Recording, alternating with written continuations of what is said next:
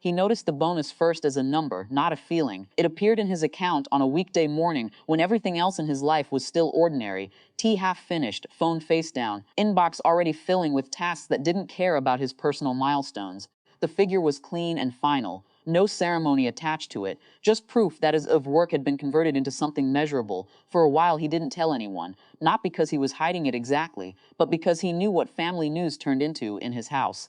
Nothing stayed personal for long there. Everything eventually became shared, discussed, and redistributed. Emotionally first, then practically. When his brother found out, it wasn't by accident. It came out during a routine visit, the kind where conversation drifted across small complaints, school fees, rising costs, and the general weight of responsibility that his brother liked to emphasize whenever money entered the room. "So you got your bonus," his brother said at some point, too casually for it to be casual. He didn't answer immediately. That pause was enough. The shift in the room was subtle but familiar, like a door quietly locking from the inside. By the time their mother entered the conversation, the narrative had already formed. "You should help," she said, not as a request but as a conclusion. As if the discussion had already happened somewhere he wasn't invited to. "He has a family. You understand that, don't you?" His father didn't raise his voice at first. He didn't need to. "That's what family does," he said, staring at him like the answer was obvious and his silence was a flaw in character.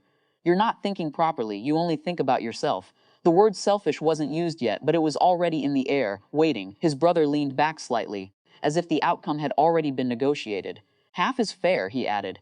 "I'm not asking for everything." That was the moment something inside him went still. It wasn't anger, not immediately, it was recognition. The way they spoke didn't include the possibility of refusal. The bonus wasn't being asked for, it was being reassigned. His role in the conversation was to agree. He surprised even himself when he said no. No explanation followed, no defense. Just that single word placed in the middle of expectations like something foreign. Silence filled the space after it, thick and immediate. His mother blinked first, as if she hadn't heard correctly. His father reacted next. "Unbelievable," he said sharply now, voice rising for the first time. "After everything this family has done for you, this is how you behave?" His brother's expression changed from expectation to disbelief, then quickly to offense, like something had been taken from him personally. "You're really refusing this?" he asked.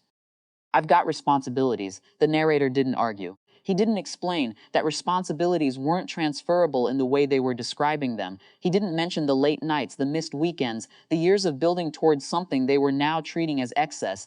He simply stood up. The chair scraped softly against the floor. The sound felt louder than anything said. "I'm not continuing this conversation," he said, not as a threat but as a boundary he had only just discovered he was allowed to have, and then he left the room. No dramatic exit, no final statement, just absence. At first, no one followed him. The house stayed behind him, continuing without him the way it always had. It was later that night when the phone started ringing. The first call he ignored out of habit. The second he watched until it stopped. By the third, he stopped checking who it was. Moss followed.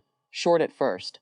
Then longer, then emotional, then fragmented. His mother's name appeared more than once. So did his brother's. His father called once, then again. There was a pattern to it, though he didn't fully understand it yet. Something had shifted, but the reason wasn't visible from inside the noise.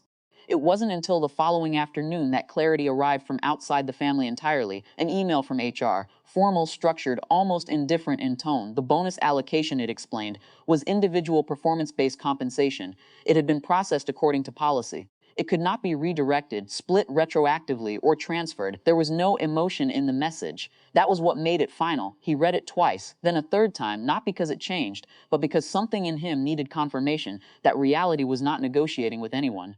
When he didn't respond to his family's calls after that, the tone of them changed again, less demand now. More uncertainty. His brother's messages became shorter. His mother stopped referencing what he should do and started asking where he was. His father didn't message again. What none of them said directly was what had actually broken. Not the money itself, but the assumption that access to him was automatic. Days passed. The house he had left behind didn't resolve its tension. It redistributed it. Arguments likely continued without him present. Justifications adjusted shape, but the center of it had already moved. He didn't return to defend his decision. He didn't return to punish anyone either. He simply stayed absent in a way that no longer required explanation. The silence that followed wasn't peaceful. It was unfamiliar. At work, nothing changed. Deadlines remained deadlines. Meetings still started on time. The world outside his family had already accounted for him as an individual long before his family had stopped doing so. And slowly that difference began to feel less like loss and more like structure. At home, they had finally realized something. Not that he had money, not even that he had refused, but that he could, and that he already had. But by the time that realization fully settled into their calls, their apologies, and their late attempts at reconstruction, he was no longer responding in the same language, not out of anger, not out of revenge, just because some conversations only make sense inside a system you've already stopped participating in. And he had stepped out of it quietly enough that they only noticed when it no longer answered them back.